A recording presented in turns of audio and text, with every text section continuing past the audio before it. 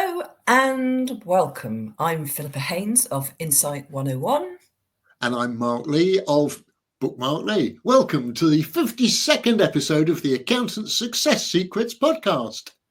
Yep, normally Mark and I are interviewing an accountant or a bookkeeper who are doing great things, have years of experience, and whose story can inspire and encourage other accountants and bookkeepers around the UK.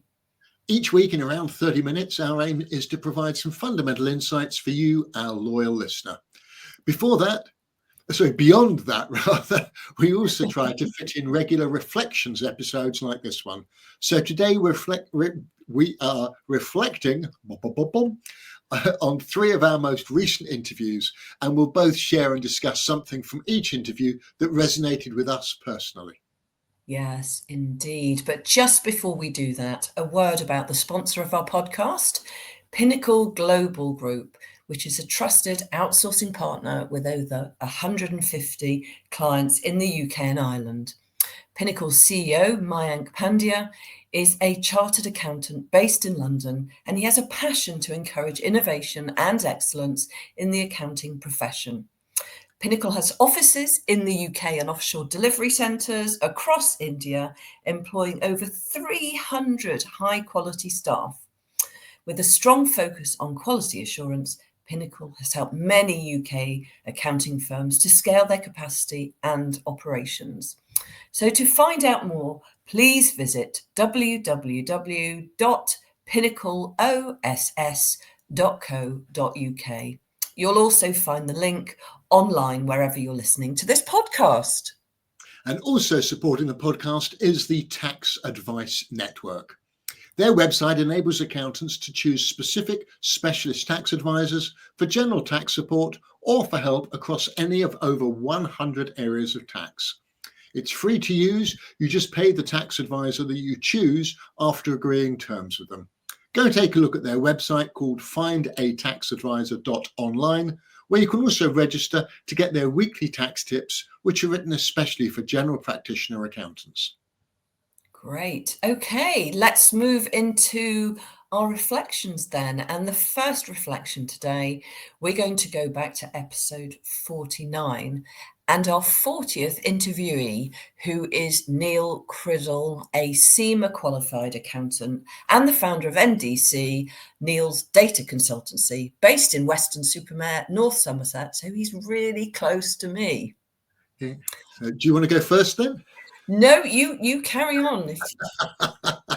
Well, I remember that Neil explained that even before starting his own practice, when he worked in industry, he said he always liked to deliver stories with the numbers to help make the numbers more meaningful.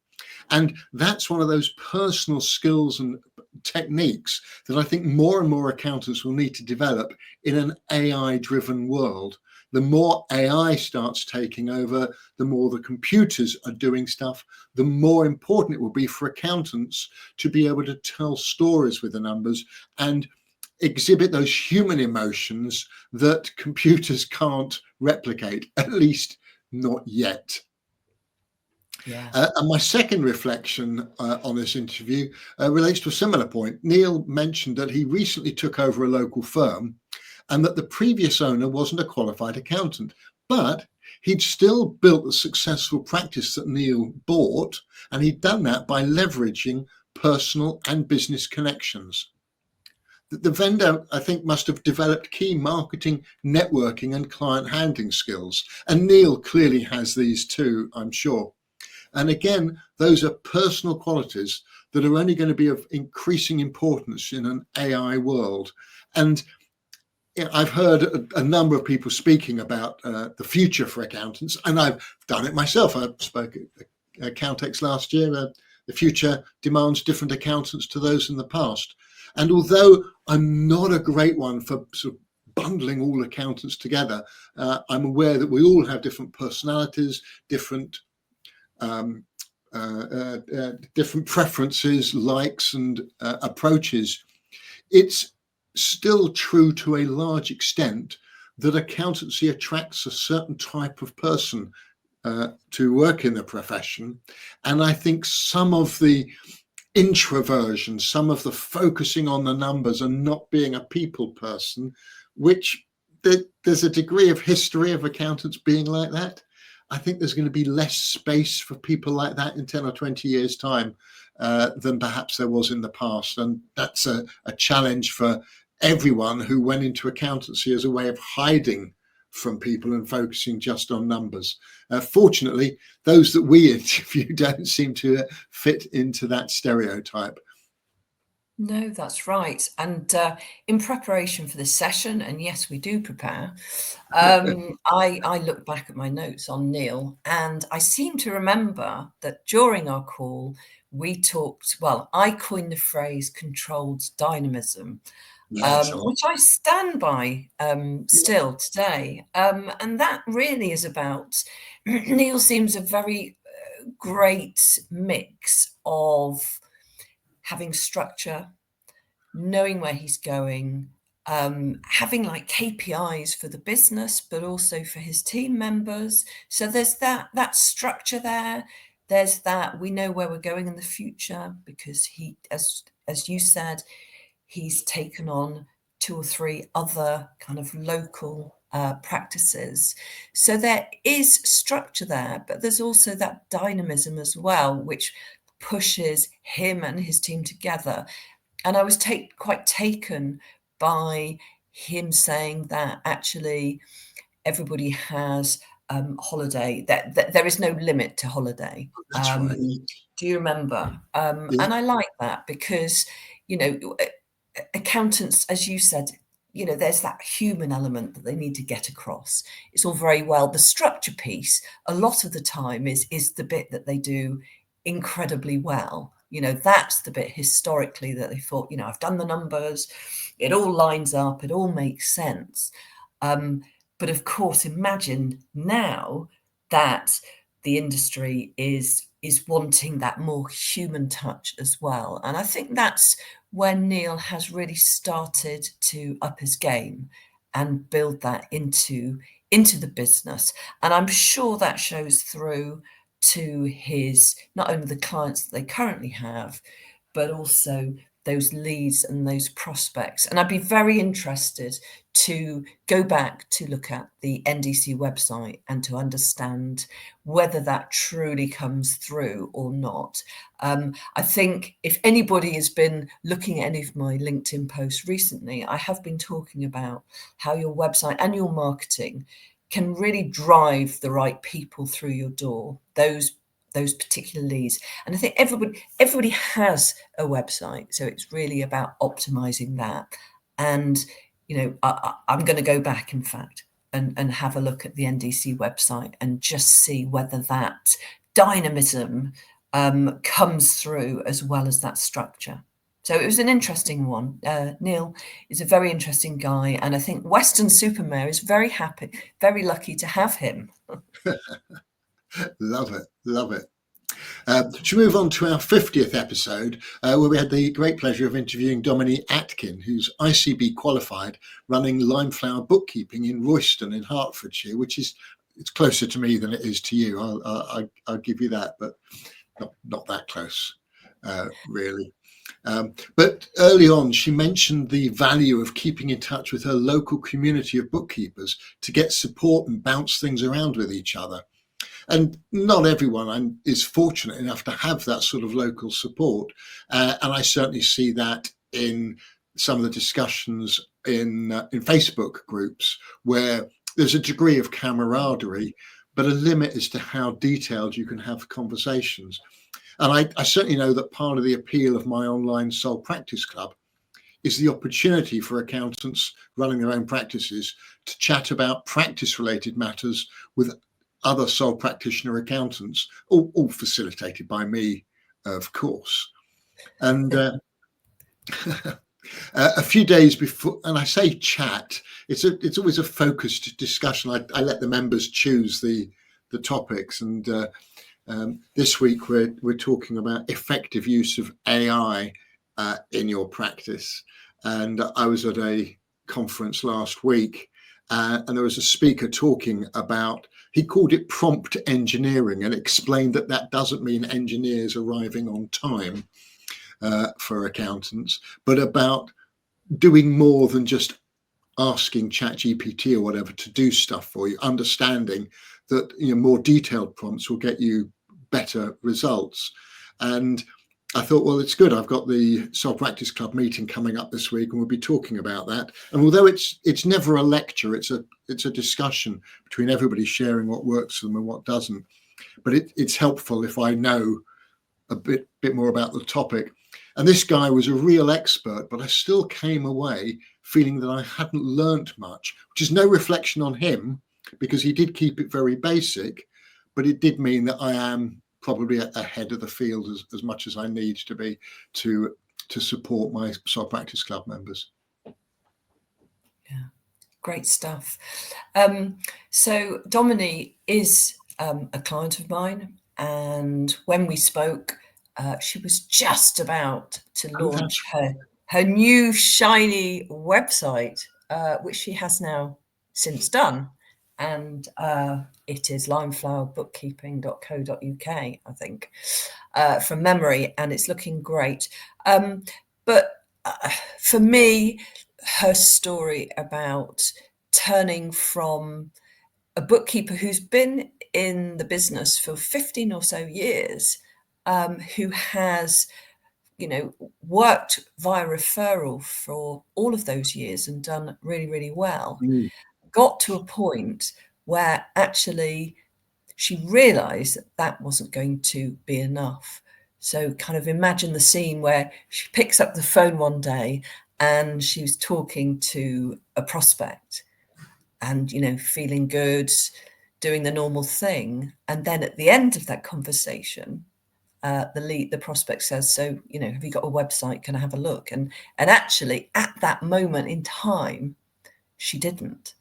And while she was talking to us, she talked about not the embarrassment, but the sudden feeling that there was a gap and there was a hole. And what once was a very comfortable feeling, a very normal conversation, and, the sort of, they've been referred so that they will come to me.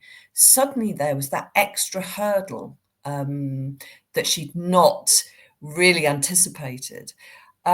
So the story of how she went from that kind of hole and that oh dear, what shall I do, through to let's really up our game. I think she talked about that a little bit during the time that we had with her, and I kind of worked with her, and we talked about her kind of relationship with running and the understanding that, there'd been death in the family, and suddenly she felt the need to make more out of life. And she found a book by a guy called David Goggins, and for her the rest of his was history, because he talked about we only work at sort of 40% of our capability or our capacity. And so she's taken it upon herself to push herself beyond that. And what was interesting, Mark, if you think back, you really pushed her on how does that translate into her marketing, and how does that translate into her service offer? And it really is that, which is, if you are comfortable with where you are, you're probably not the type of client that I want. If you aren't comfortable with pushing yourself and getting the most out of the numbers, then again, you're probably not that person. So the story brings people in, but it also gives her the ability to screen people and to have that kind of story or that reason to believe when she says, look, these numbers aren't quite right. Let's kind of move and do that little bit more. So she has something, she has a theme that she can work around. And I think that's really important. So it's very powerful as well, isn't it? And it's fair to say that she didn't come up with that idea because she'd read the book, but the book spoke to her and helped her realize that was how she ran her life. That was how she operated. And then you helped her recognize that she could reflect that in the way she presented herself online, because it reflects what she does with clients. So well Yeah. done to you. And it's, again, I think if we on the Zoom when we spoke to her, I think we both referenced a previous, I think it was Kieran James, who himself had a specific book that he recommended to prospects, and very much used that as this is what we as a business are all about, but also use that as a screener too, because if people read it and really got into it and got a lot out of it, then his understanding was, you are my person. Yeah. And that's where the magic happens. You go from that gap of, oh, I really don't have anything much to kind of give you or to send you to, or through to everyone this else. kind of this magic where you Yeah. have something that you're both, really kind of into. So it's that emotional connection at the end of the day, isn't it, Mark? It's very important. And I remember that a few days before we spoke to Domini, I'd written what's become a quite popular post on LinkedIn about how a mentoring client had sought my advice about a new client of theirs who wasn't responding promptly to requests. And that really came to mind when Domini was telling us about one of the things that she'd learned in the 20 years she's been running her practice. She said that she'd realized, and it had taken a while, but she'd realized that not every business owner is likely to be a good client. And one of the key indicators that she doesn't want to work with someone, I thought this was glorious, is if they don't respond promptly to her requests. She said that she's now gained the confidence to be choosy and refusing to work or to continue working with what she called bad clients. And I have lost count of how many times I've had related conversations with the accountants that I've been mentoring to help them have the confidence to say goodbye to clients and to say no. And it happened quite recently. One of my most longest standing mentoring clients, been working with him for years. And every now and again, he phones me away from a scheduled call. And I think this is probably what prompted the LinkedIn post that I mentioned just now, because a prospect had not been responding positively, not giving him the information that he'd sought. And he was beginning to feel that feeling in the pit of his stomach that if it was problematic to get information from a new client, however positive and enthusiastic they seemed, but if it was problematic and difficult to get the information just for the purposes of verifying their identity and checking their historic accounts and the like, then it was likely to be a problem later on as well. And I encouraged him, as did his team, it transpires. I was echoing what they'd said, that he shouldn't take this client on. And I don't think he has any regrets about that either. The regret comes when you take people on having known that it wasn't a good idea before you did so. And it's a lot easier to make that choice and that decision, of course, if you've got an established practice. It's much more challenging when you're starting up. I do understand that, but we just hear it time after time. Yeah, absolutely. So finally today, on our 51st episode, we interviewed Ceri Jackson D. Azevedo, who set up her practice in Edinburgh in 2017 after she came back from Brazil. And she has a wonderful story of teaching children in China and just dropping everything and moving to Brazil and meeting her husband there and setting up a restaurant and really spending a lot of time within a business. And I think that's, she came to me at a time where actually her motivation, because again, another client, and this is not turning into a theme, I promise. But she came to us. If you remember, I asked her the question, what got you to that point where you needed somebody? And she started to say she needed that kind of professionalism. It wasn't just all about her, but it had to be about her team. And but also it had to convey the DNA of who she is. So, I mean, we really delved into that. And I think what it's brought out in her business, firstly, is that she's a quiet kind of bookkeeper, accountant, but a steely one, and, a real character who's done a lot with her life. And that is almost kind of pulled together. Yeah.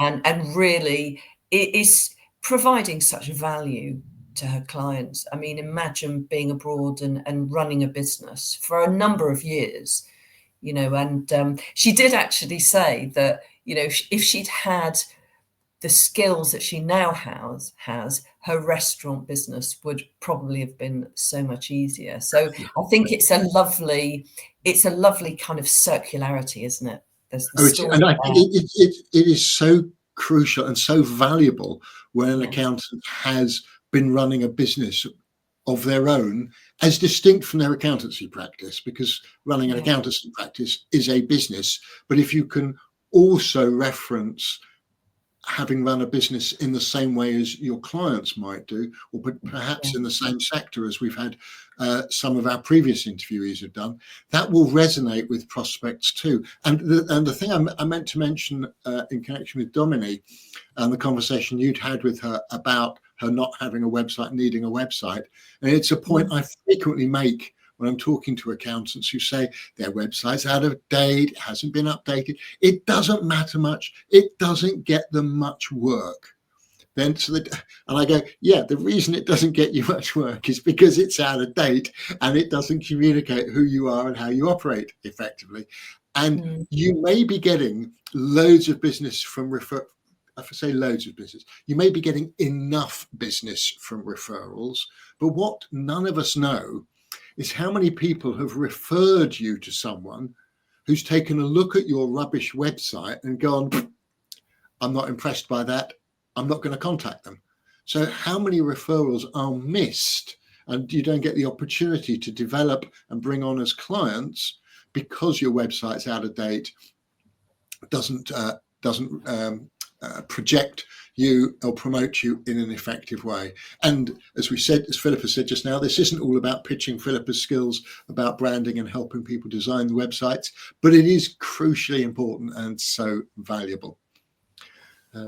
Coming back to Ceri, which I obviously should do, I thought it was really refreshing to hear that she allows all 6 of her staff to work part-time. Most have got kids and need to be able to work around their family obligations. And I know that wouldn't suit everyone who runs their own practice, but I bet her team are more loyal and hardworking, knowing that the practice owner, that's Ceri, understands their personal situations. I've heard it many, many times that such empathy breeds loyalty. And I also loved the way that Ceri said that she's always open to the idea of always learning, including finding ways to work smarter rather than just working harder. So she's always on the lookout, she said, for ways to make her life and that of her clients easier. And I admire that. It also means, she said, that she's constantly on the lookout for what's changing.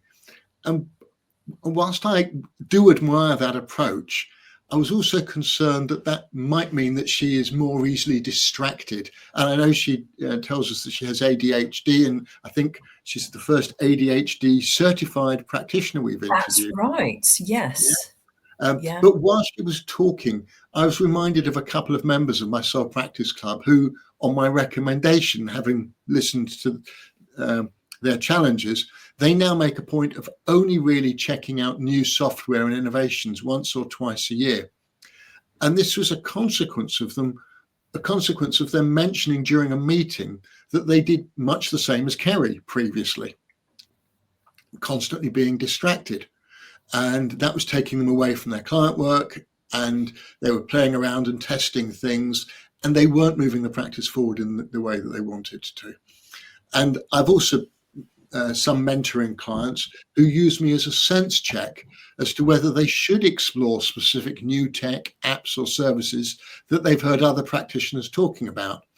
And some also check with me before spending time on something that sounds really intriguing when they got cold called and they're tempted to believe the unsolicited sales pitch.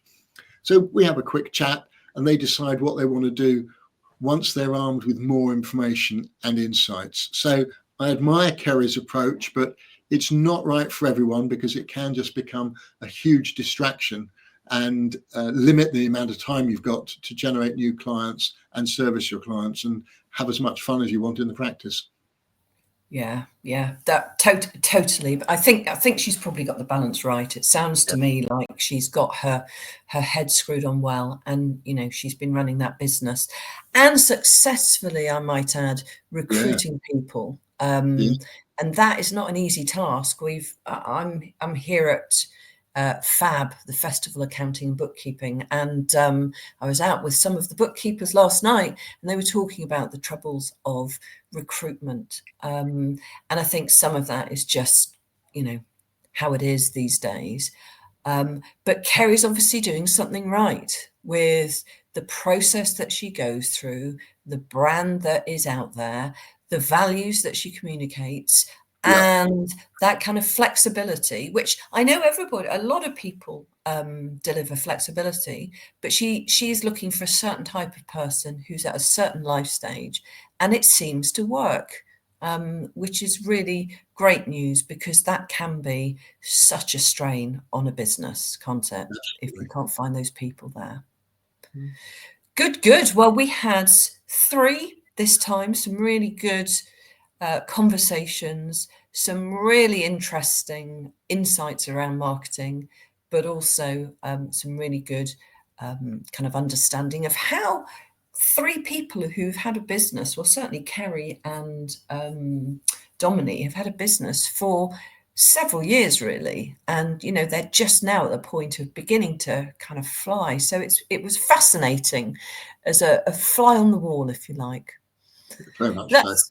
That's all we have time for today. Our 30 minutes is over, Mark. Yeah, there we have it.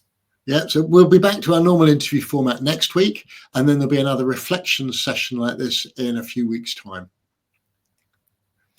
Exactly. So what do I need to say here? Yes. We'll be back to our normal. Yes, do please contact myself or Mark if you'd like to be interviewed. Really hope that you do.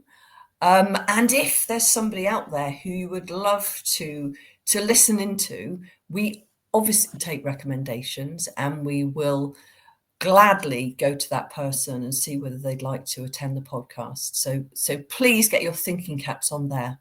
Yeah, we're booking into June now. You'll find all of the interviews and episodes we've mentioned on LinkedIn, YouTube, Spotify, and on Apple Podcasts. If you feel we deserve it, hopefully you do, please give us a 5-star review, especially on Apple Podcasts, to help us reach an even wider audience. And please also let us have your feedback and share the love online too. Yeah. Just before we finish up, our thanks again to the sponsor of this episode, Pinnacle Global Group, your trusted outsourcing partner. Do check out their website and let their CEO, Mayank, know you've heard about Pinnacle Global Group on the Accountant Success Secrets podcast. And I know for a fact that he's at the NEC today. So look out for them. And thanks to the Tax Advice Network, the easiest way for accountants to reach specialist tax advisors. Remember, there's no charge for using the website. Just pay the tax advisor who you choose to use when you've agreed terms with them. Just go to findataxadvisor.online, where you can also register to try their weekly tax tips written especially for general practitioner accountants. And Philippa, do you want to quickly share your contact details in the traditional way? How can listeners find out more about you and Insight 101, besides accosting you at the Festival of Accounting and Bookkeeping today or tomorrow? So you'll find me on LinkedIn, of course, or on my website, insight101.co.uk. You can book yourself a discovery call there. And I really am very keen to be doing some free reviews of websites in the coming weeks. So I've started strong, and if you're interested in understanding just how well your website is performing in terms of getting to those leads that you really want, then please let me know. And Mark, how can listeners find out more about you and get in touch, of course? Yeah, well, online everywhere. I'm Bookmark Lee, even my business card is a bookmark. I tend to support accountants, mostly those who've been running their own practice for a while, but without co-directors or partners. Reached a stage where they want a decent sounding board to help them feel more confident as regards plans, challenges, key decisions, opportunities. And I love hearing them tell me how much better motivated or excited they feel after our one-to-one conversations. I've just launched my Friday focus calls, only one a week. And I put details of that in my LinkedIn newsletter and my email newsletter this week. Other people just want a quick conversation to decide whether they might want something longer or to consider the Sole Practice Club or regular mentoring. I'm always happy to have an initial conversation with no obligation, no strings, and no pushy sales techniques. There we go.